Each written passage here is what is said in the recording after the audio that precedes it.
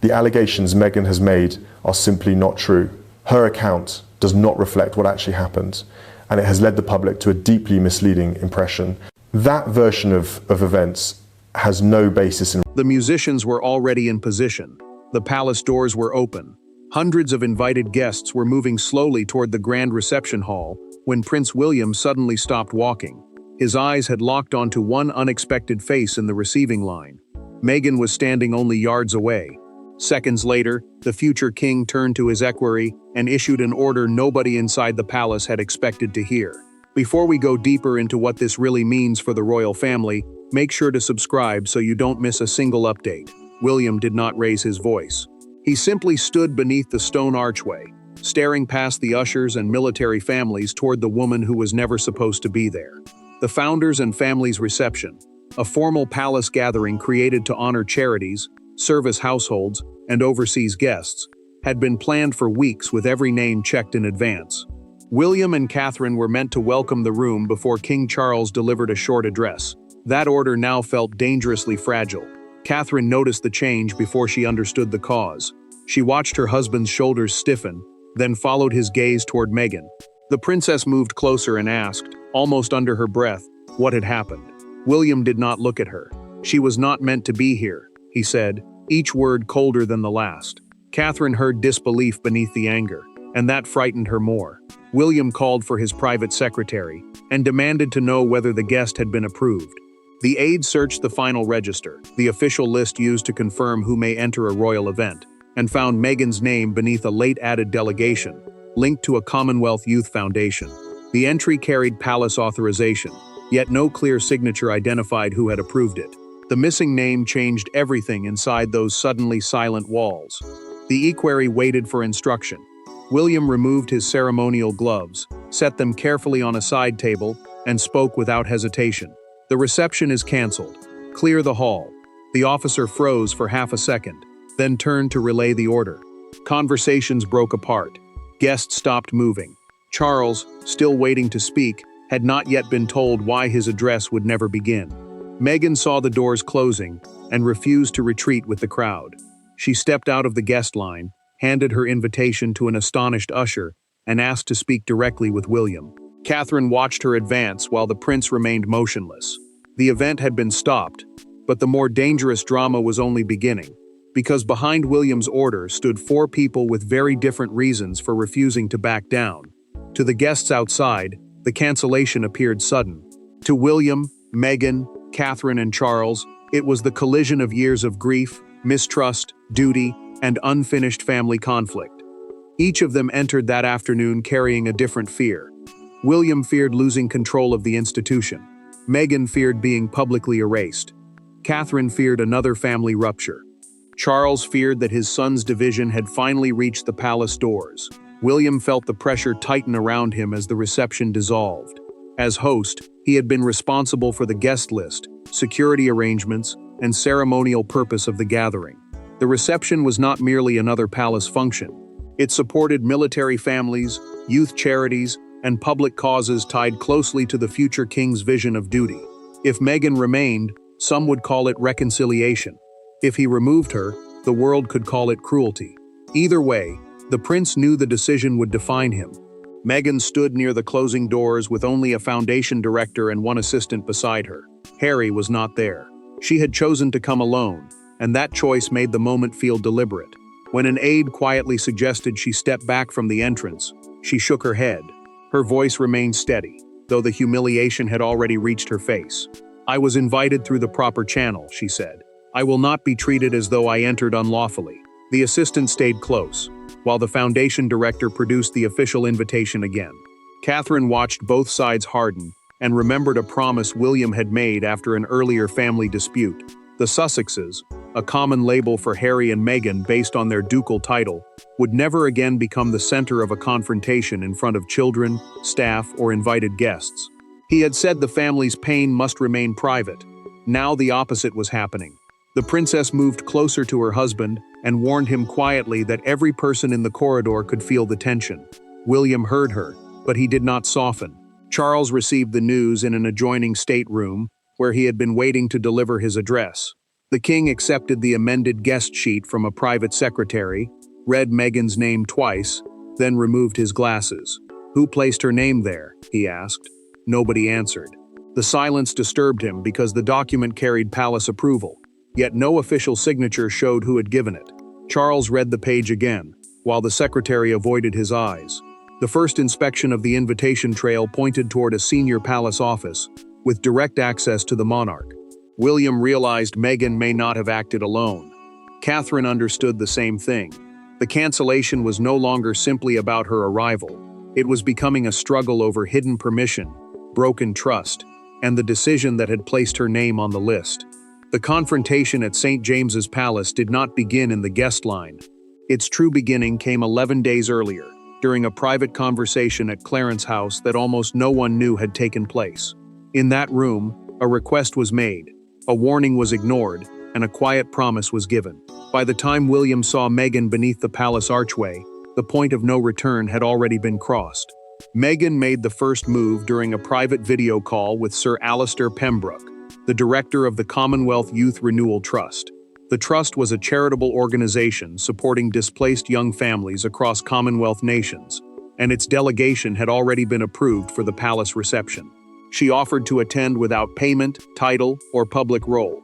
Her argument was simple. The young families deserved attention, and her presence could draw it. Sir Alistair hesitated before answering. He knew William's office had approved every delegate by name, because palace guest lists are checked individually for security and protocol. Adding Meghan would not be a minor change. It could place the prince in a public confrontation without warning. He refused at first and told her the risk was too great. Meghan remained calm, but her disappointment was clear.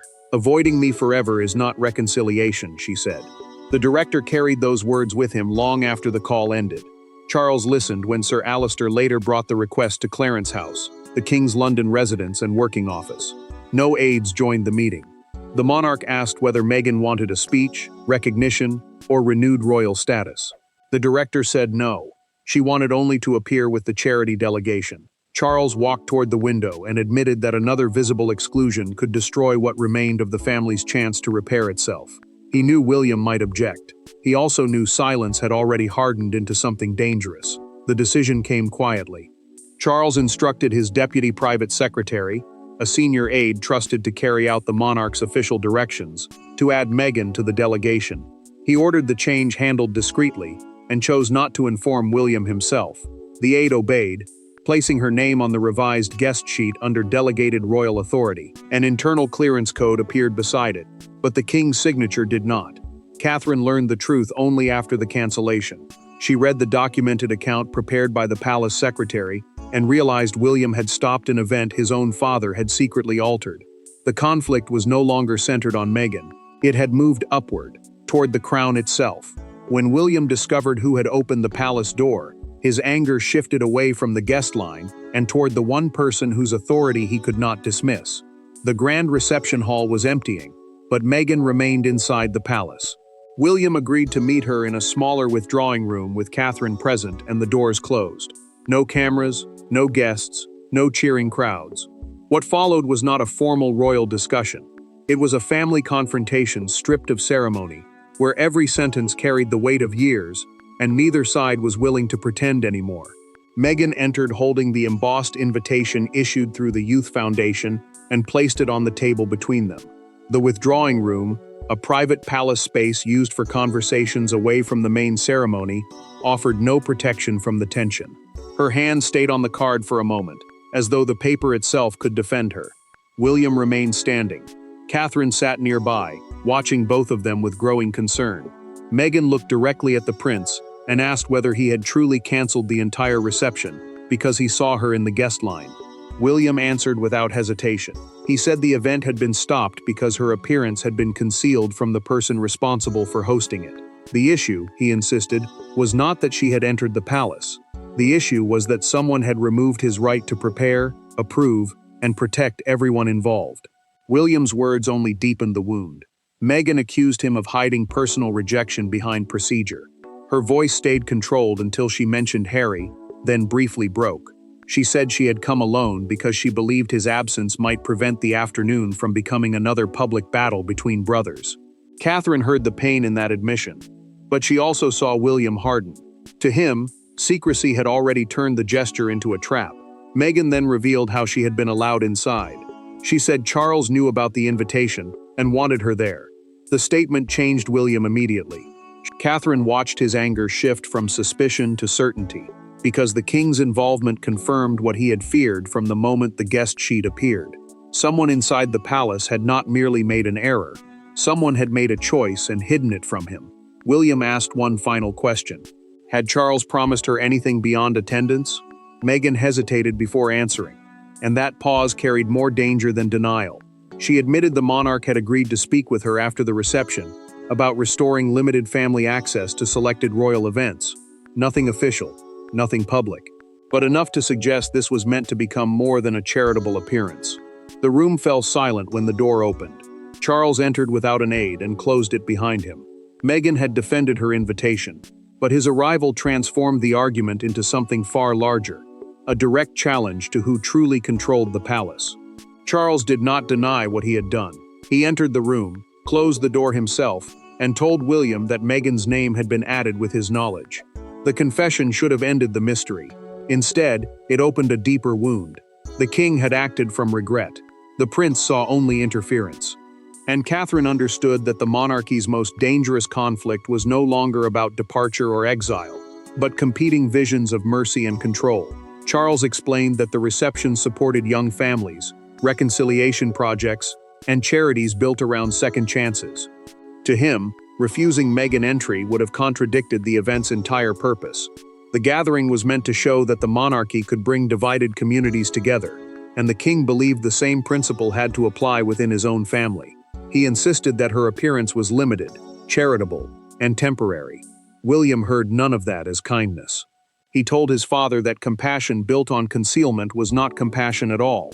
As host, he had been responsible for security, guest approval, and Catherine's protection. The prince said Charles had taken away his chance to prepare for a volatile family encounter, and had then expected him to absorb the consequences in public. That, he said, was not mercy. It was manipulation. Charles did not retreat. He accused William of treating every act of forgiveness as though it threatened the crown, meaning the monarchy's authority, continuity, and public trust. The criticism struck deeper than either man expected. It questioned not only the future king's judgment, but the kind of monarch he might one day become. William's face tightened, and for a moment, the argument stopped sounding political and became painfully personal. Catherine moved the invitation away from the center of the table. She asked both men whether either of them had considered what Meghan would face if the arrangement became public. Her question cut through the struggle for control. Meghan had been placed inside a secret plan she could not defend without exposing Charles, and William had canceled the event without knowing the truth. Catherine forced them to see that every hidden decision had left someone else carrying the shame. Charles then admitted the hardest part. He had deliberately kept the change from William because he believed his son would reject it immediately. The king had not been confused. He had calculated the risk and acted anyway. William refused to reverse the cancellation. He told his father the reception would not resume under altered conditions. Charles now possessed the power to restore it, yet using that power could break the fragile partnership on which the monarchy's future depended. Within 30 minutes, the palace courtyard had emptied. Flowers remained on the reception tables. Unused glasses stood in perfect rows. Outside, confused guests checked their phones as the official cancellation notice appeared. Inside, the royal family began absorbing the cost. William had protected his authority, but the decision left Charles isolated, Meghan humiliated, and Catherine trapped between the future of the crown and the wounds of the family. Palace Communications released a brief statement blaming an unexpected internal scheduling matter. The communications office, the team responsible for official royal announcements, avoided any mention of Meghan, the altered guest list, or the confrontation behind closed doors. Charity representatives were promised a new date, yet several international delegates had already crossed borders to attend. What began as a family dispute was now becoming a diplomatic embarrassment, and William knew every delayed explanation would make the truth harder to contain. Meghan waited in a side corridor, while her assistant collected her coat. She removed the palace visitor badge from her dress and studied it for several long seconds. The small card had proved she was authorized to enter, yet it had not protected her from public rejection. Without speaking, she placed it in the assistant's hand. Her silence carried more pain than anger, and the assistant understood there was nothing useful left to say. Charles returned alone to the prepared stateroom where his speech still rested on the lectern. He read the opening sentence, the line about duty bringing divided people together, then stopped. The king folded the pages once and left them behind. His attempt at reconciliation had collapsed into humiliation, and he knew the blame could not be placed entirely on William. The monarch had created the secrecy. His son had simply reacted to it. William received another blow when his office confirmed photographers had already captured Meghan entering the outer courtyard. The images had not yet spread, but the palace could not credibly deny her presence once they appeared. He understood that the official statement had bought minutes, not protection. Catherine then learned through a recorded call from a family liaison that Harry had been informed. He was furious not only because Meghan had been excluded, but because Charles had invited her without first securing William's agreement. Meghan turned back before leaving and asked Catherine for 5 minutes alone. The princess hesitated, then agreed. The men had turned the reception into a battle over authority, but the first real shift would come in a quiet room where neither crown nor title could speak for them.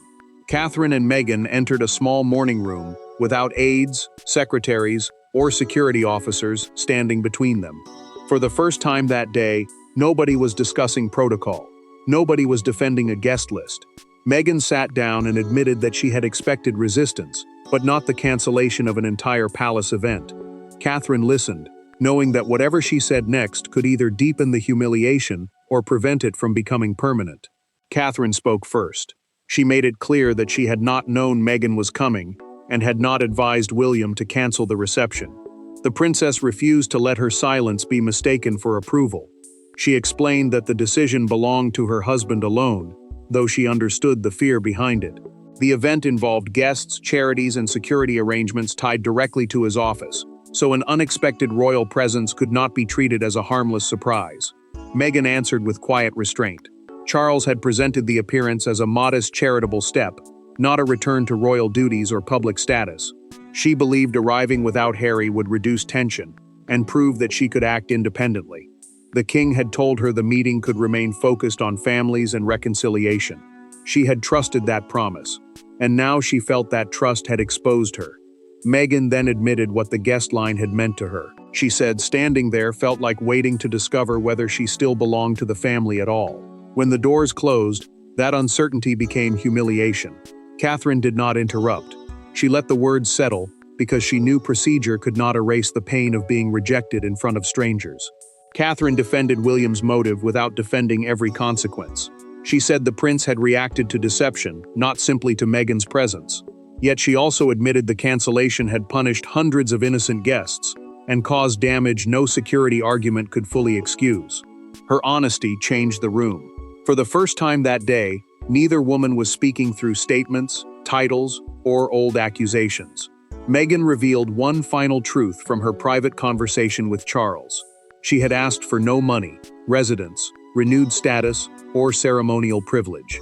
Her only request was future contact between the wider family's children, away from public events. Catherine promised to carry that request to William, but offered no guarantee. Catherine placed the invitation back into Meghan's hand. You were invited. That truth should not be erased. Later, she found William alone and told him that defending authority did not require humiliating everyone beneath it. He would not reopen the doors that afternoon, but her words forced him to decide whether the cancellation would become punishment or the beginning of stricter honesty. By evening, the palace's carefully worded explanation had collapsed. A single photograph appeared across television screens. Meghan standing beneath the St. James's Palace archway as guests turned away behind her. The image contained no shouting and no confrontation, yet it captured the entire crisis. To some, she looked deliberately provocative. To others, she looked isolated. The cancelled reception was no longer a private royal dispute. It had become a national verdict. British broadcasters interrupted scheduled royal coverage to report that Meghan had been present only moments before William cancelled the event. Commentators connected the timing immediately, even as the palace refused to confirm the cause. The official statement spoke only of an internal scheduling matter, but the photograph made that explanation look hollow. What had begun as a private argument was now a public test of judgment, power, and family loyalty. International networks framed the story as a clash between the monarchy's future king and its most divisive outsider. The future king represented order, continuity, and institutional control. Meghan represented the unresolved break the palace had never fully contained. That contrast made the story impossible to ignore. It was no longer about one guest line. It was about who could enter the royal family's world and who had the power to close the door. William watched the coverage from Kensington Palace with Catherine beside him. When one presenter described the cancellation as an assertion of personal power, he lowered the volume but did not turn off the television. The prince looked deeply unsettled, because the phrase reduced everything to ambition and ignored the deception that had triggered his decision. Catherine said little. She knew defending him publicly would not erase the suffering caused inside the palace. Meghan saw the same photograph while traveling away from London. She asked her assistant not to issue a statement. Any immediate response, she said, would turn a charity event into an even larger spectacle. Her restraint protected the causes involved, but it also left the image to speak for her. By morning, a fictional newspaper carried the headline, "Palace Doors Slammed Shut," beneath a photograph of her holding the invitation as an equerry closed the entrance. A crowd gathered outside St. James's Palace, where one woman placed flowers beside the gate with a note reading, "Families must speak before institutions decide." Others defended William's right to control his own event. Under pressure, he authorized a new reception date and began drafting a personal statement. The world had chosen its symbols, but his final response would decide whether history remembered the cancellation as cruelty, weakness, or a painful line drawn in defense of trust. 2 days after the cancellation, William returned to the same reception hall. The flowers had been replaced, the guest list had been rebuilt, and every invitation now carried direct approval from the host's office. Yet the most important change was not administrative, it was personal. The future king had decided that the monarchy could not survive through secrecy, but he had also accepted that authority without compassion could become another form of damage. William confirmed that the founders' and families' reception would be rescheduled, ensuring the charities, military households, and invited families were not permanently punished for a royal disagreement. The reception was a formal gathering created to recognize public service and charitable work, so restoring it mattered far beyond palace pride. He also introduced a direct rule. No extended family member could be added to an event without agreement between the monarch, the host, and security officials. William then met Charles privately. He told his father he would not apologize for stopping an event altered behind his back. The prince believed trust had been broken before Meghan ever reached the guest line. Yet he also admitted that canceling the reception while guests were arriving allowed a private family conflict to wound people who had no role in it. That truth was painful, but he refused to hide from it. Charles accepted responsibility without argument. The king acknowledged that his attempt at reconciliation became manipulation the moment he concealed the invitation. He had wanted to reopen a family door, but he had done so by removing William's choice. The monarch finally understood that mercy forced through secrecy could create more bitterness than forgiveness. William sent Meghan a private letter confirming that she had entered with valid palace authorization and had never been an intruder.